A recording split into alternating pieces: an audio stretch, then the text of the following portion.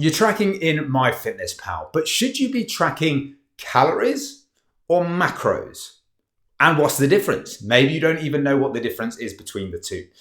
So you've gone into MyFitnessPal, you think that tracking is going to be the best way for you to achieve your goal, and that's great.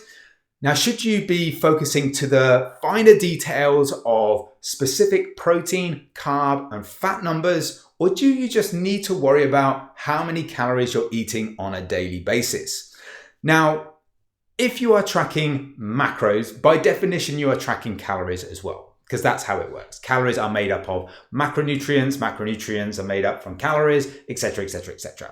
All of that links together. But tracking macros is a very onerous, sometimes complete overkill approach in order for you to achieve your fitness goals. Now, if you are a pro bodybuilder, top level athlete, things like that, then maybe tracking macros is going to be beneficial. There's a specific reason why you would want to do that. Maybe it's for athletic performance. Maybe you're a powerlifter and you want specific performance in the gym, things like that. But if you're just average person who wants to lose a bit of weight, lose a bit of body fat, maybe build some muscle, build up a leaner, stronger, healthier physique, whatever you want to call it, then macro tracking is probably complete overkill for what you need to do. Because let's face it, when you're tracking those three numbers very, very specifically, it can kind of be a bit of a mindfuck in terms of how do you actually achieve those numbers, especially when you maybe get figured out, you create this meal plan in MyFitnessPal, and that gives you this specific types of food that you're going to eat that gets you to your number. But then it kind of creates this level of restriction and you feel trapped because you can't really figure out, well, how do I swap foods around so that I can actually still achieve these three macro numbers on a daily basis? And then it becomes all too much of a headache and you just think, fuck it, I'm just going to eat the same thing every fucking day for the rest of my life because that's just the easy option.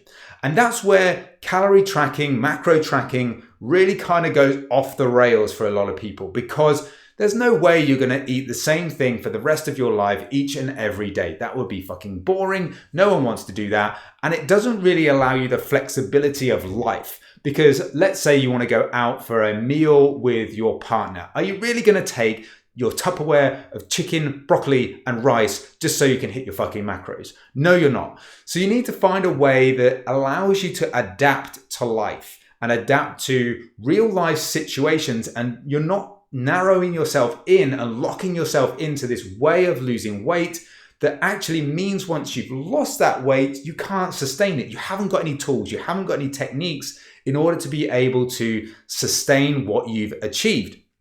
So trying to hit these three numbers can be complete overkill, and it can lock you into this very restrictive way of thinking. So if your goal is pure fat loss, you just want to lose some weight, you want to lose some fat, you want to basically get a little bit leaner. Now, my advice to you is really just focusing on calories. Calories is going to be the key driver for losing that body fat, losing that weight, and it's going to ensure, if you're in a calorie deficit, that you are progressing to your goal on a regular basis, day in, day out, week after week. You are going to be making progress if you're in a calorie deficit. So when it comes to your MyFitnessPal and things like that and tracking, then just look at the calorie number. Make that your start point. After that, you might want to look at protein. Protein would be a good thing to have a look at in terms of trying to keep a slightly higher protein intake, because let's face it, when you are in a calorie deficit, you're trying to lose weight, hunger's a fucking bitch. Hunger comes along and gives you a fucking slap round the face and says, I am going to fucking own you and I'm going to make you really hate life. Now, I'm not saying protein is this magical ingredient that's going to transform all of those feelings, but it can help. Why can it help? Well, protein has a satiating effect, which means that it helps you feel fuller. Now, feelings of fullness are obviously quite beneficial when it comes to managing hunger. So if you have a slightly higher protein diet, then that could potentially help you avoid those feelings of hunger, avoid those cravings that are insatiable and uncontrollable and make you want to commit murder. Now, on top of that, protein is obviously going to help you build muscle, preserve muscle, which is going to help you in terms of achieving that actual physique that you're probably trying to get to in terms of sculpting something that is quote unquote more toned or whatever you want to call it. The other aspect of it is that protein has a higher thermic effect. Now, what's a thermic effect, Simon? That sounds like a fucking stupid term. What it basically means is that the food that you eat requires some calories, some energy in order to be digested, absorbed, and processed by the body. Now, of all of the macronutrients, protein has the highest thermic effect. So when you eat protein, it's going to require more energy and calories in order to process and absorb that food. So if you are slightly favoring a higher protein diet, then you are slightly going to burn more calories. Again, it's nothing to write home about. I definitely wouldn't recommend you have a complete protein diet. That would kind of be stupid because you'll be missing out on some vital macro and micronutrients as well. So don't go crazy.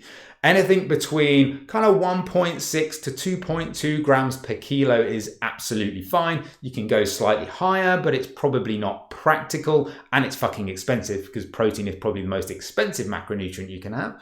It's also quite feasible for you to go lower. It's just kind of this 1.6 to 2.2 gives you this nice blend of feelings of fullness, building muscle, preserving muscle, and also this thermic effect. That's kind of where that range sits in trying to give you those three elements. Obviously, you can go lower, you can go higher too. It's kind of up to you. Now, when it comes to carbs and fat, that might be a question that you talk about or you have heard about on the internet, whether it's high carb, high fat diets are best and all those sorts of things. When it comes to weight and fat loss, carb and fat ratios really don't matter. You can have a high carb diet, you can have a moderate carb diet, you can have a low carb diet. As long as you're sticking to calories and you're having that higher protein intake, it really doesn't matter what you do. And that can be flexed day to day, week to week, based on your food preferences. If one day you want a shit ton of pasta and bread and potatoes, cool, go for it. The next day you're going all hipster and you're going to have an avocado brunch and you're going to have some Brazil nuts and all sorts of shit like that, then you can do that too. That's cool. Don't feel like you're locked into this one way of doing things each and every day. You have this complete flexibility, especially when your goal is losing body fat. So remember that carbs and fat ratios really don't matter.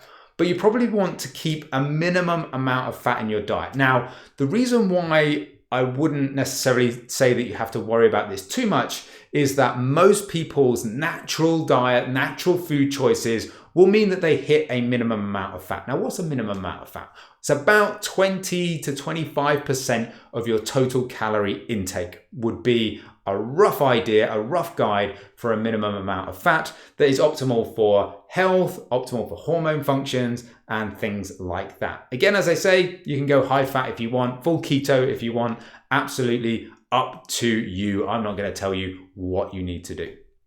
So calories, most important, protein after that, carbs and fat, do whatever the fuck you want. Again, take that headache away of trying to think about three freaking numbers each and every day, because you'll end up in the point where you've got to eat freaking half a protein shake, half a handful of sultanas and some olive oil just so you can try and hit some fucking macro numbers with some weird ass food. Now, when it comes to building muscle, it's largely speaking the same approach. You are going to favor protein a little bit more in terms of how focused you are on it, because protein is going to be the main driver for building muscle, but still it comes down to calories and protein and things like that. Maybe you'd want to favor a slightly higher carbohydrate intake just for the fact of gym performance, but again, it's entirely up to you. You can do what you want.